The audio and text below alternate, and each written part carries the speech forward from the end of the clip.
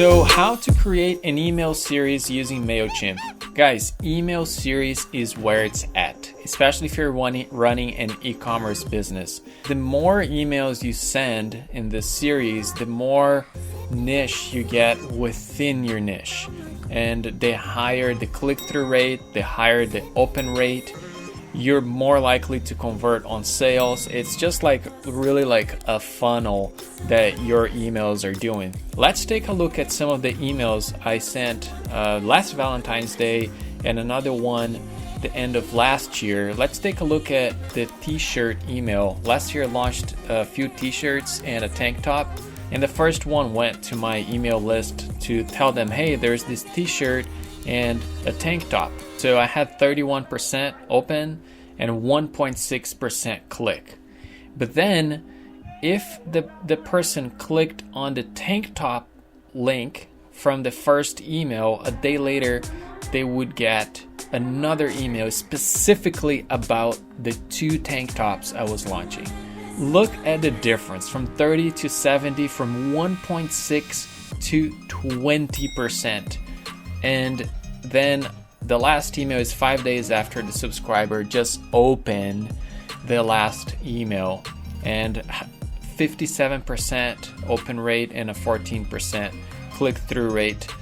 I like to use the specific link more than I do just open the email, because then like you're really getting into the mind of your customer.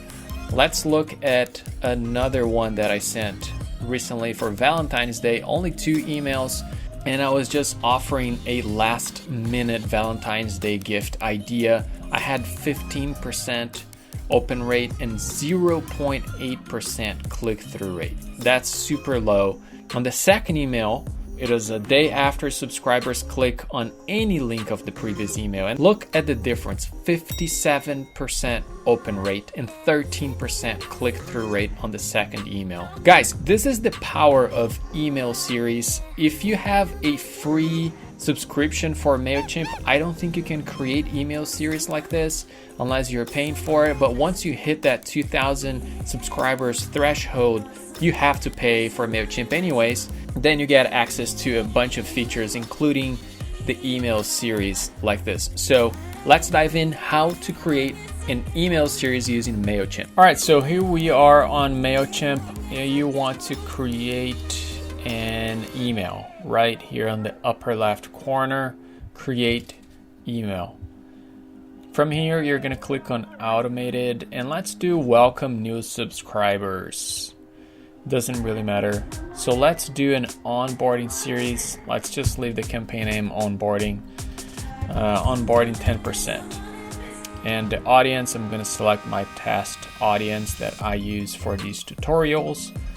So the audience name is the audience you just selected, and it has to be the same audience that you selected when you're creating the pop-up email subscribe thing on your website. Let's delete a few emails here because we don't need all of this. And you just click on the arrow, delete, and then you type delete to delete stuff.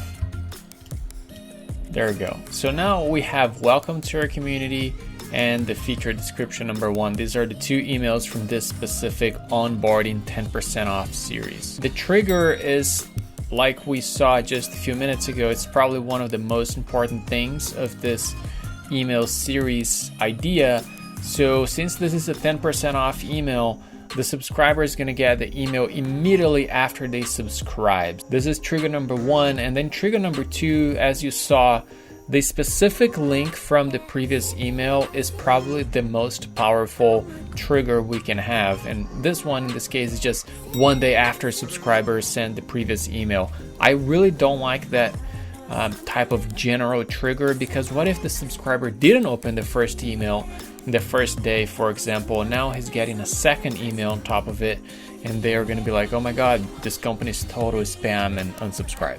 So let's design the email. And of course, you're going to put some thought into this, the email subject and preview text. Let's do the email subject. Welcome to my brand. Here's 10% off from me, and this is my email address. So let's do next. And then you have all the MailChimp layouts that you're probably super familiar with. And then you have your saved templates and the themes. So let's just use a theme here and let's choose boutique. Now you're going to design your email. Let's just pretend this is the promo code they're gonna get, and this is the shop link to my shop. So let's do http abc.com. Save. And remember that link abc.com because we're gonna use that later. So save and continue, and there you have it.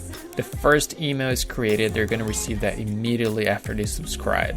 And then on your second email, let's change the trigger. And to do that, you click on Edit right next to Trigger, and you do Change Trigger. And I recommend you getting familiar with all the triggers you have for e-commerce, campaign activity, audience management. Integration is just way over my head. But workflow activity is probably where we're going to be 99% of the time. So let's do specific link in previous email clicked. Like we saw, this is super powerful. And we're going to wait 1 day after they click on a specific link that it is http abc.com. And that's my shop link in that generic case. There you go. This is it. It's pretty simple. When you create your second email, just go design email. So there you have it. You have email 1 and you have email 2, and then you click next. I have an X here because I didn't do everything I was supposed to do here. That's it. You just click on the bottom right corner. You have start sending. Once you click start sending, it's an ongoing campaign. It's gonna work on the background, sending those emails to your customers automatically. All right, so that's how you create an email series using MailChimp. I think that's super powerful, and creating an email series is just a building block. It's super simple, and it doesn't seem like a crazy digital marketing strategy, but with that simple building block, you can integrate into something more grand. I have the tendency to go fancy and then, oh, nothing works. Facebook ads doesn't work. Google ads doesn't work. That's because of me. I'm doing it wrong. I haven't nailed down the fundamentals. And I think creating an email series like this is fundamental for any online business, for any business that has an online presence. So that's it. I hope you enjoyed this video. Comment below if you have any questions. These are the type of videos I'm going to be posting more often. So I hope you enjoy it, and I will see you on the next video. Cheers.